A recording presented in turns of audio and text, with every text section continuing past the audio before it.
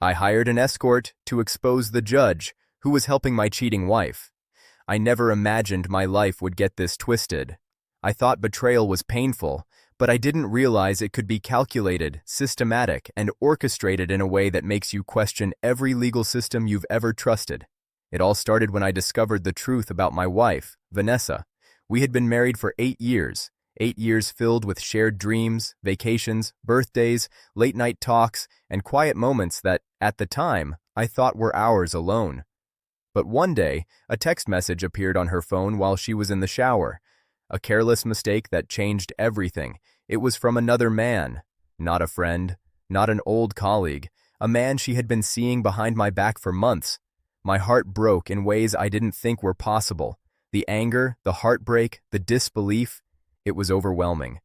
But it didn't stop there. I tried to handle it quietly. I hired a lawyer, and I attempted to navigate the divorce fairly. I thought the legal system would protect me, would see the betrayal clearly, would ensure fairness. That's when I realized how deep the rot went. The judge overseeing our case, someone I had trusted to be impartial, was clearly biased in her favor. Every motion, every request, every hearing seemed stacked against me. Evidence I presented was ignored or minimized. Her lies were accepted without question, and somehow I got the sense that there was more than just judicial favoritism. I dug deeper. That's when I uncovered it.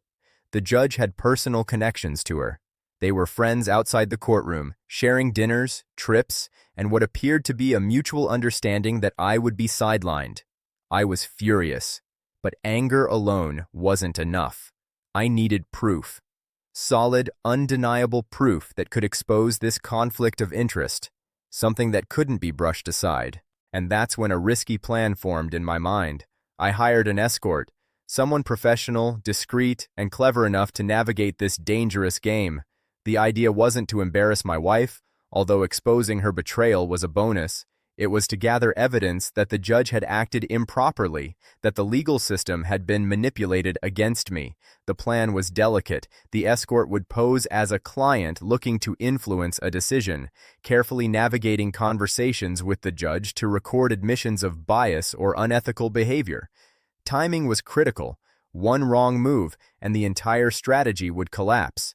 It took weeks of planning, meetings in public places, carefully worded messages, legal consultation to ensure no laws were broken, and all the while, Vanessa remained oblivious, convinced she had won this game without realizing how precarious her position had become.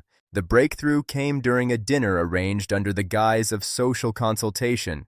The judge, unaware of the setup, made casual remarks that confirmed the favoritism, comments about how she deserved every advantage, and subtle hints about supporting Vanessa in the proceedings.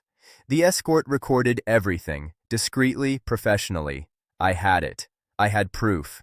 Evidence that could shake the case wide open and expose the corruption hiding behind a gavel. I took it to the authorities. Legal complaints were filed. An internal investigation was launched. The same judge who had smiled dismissively at me, thinking I was powerless, began to falter. Documents, emails, and testimonies were requested. Her cozy arrangement with Vanessa was scrutinized.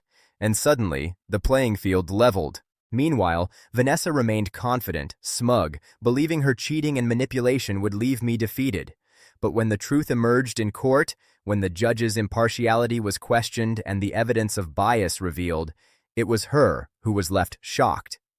Her smirk faltered, her carefully constructed lies crumbled, and she realized too late that she had underestimated me. The case turned in my favor. Custody, assets, and legal rights were finally restored. Justice didn't come quickly, and it wasn't without stress or heartbreak, but it came. Looking back, I know the plan was risky, unconventional, and morally gray. But it was necessary. Betrayal had forced me into extraordinary measures. I couldn't rely on anyone else to see the truth or protect my rights. I had to act, and in the end, the combination of clever planning, patience, and courage allowed me to reclaim control over my life. The lesson I learned? Betrayal isn't always obvious. It isn't always personal. Sometimes it's systemic, and when the system fails you, sometimes the only way forward is to outsmart it, carefully, strategically, and without losing yourself in the process. I don't recommend hiring an escort to expose a judge. It's dangerous. It's unconventional. It's not for the faint of heart.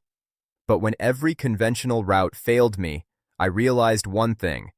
If you want justice and fairness, you have to fight for it in every way you can. Vanessa? She's no longer in my life. She got exactly what she wanted, a temporary thrill, but lost everything else. The betrayal hurt, but reclaiming my dignity and proving the truth? That was worth every risk. Because in the end, betrayal is only as powerful as the control you allow it to have over you, and I refuse to let it control me any longer.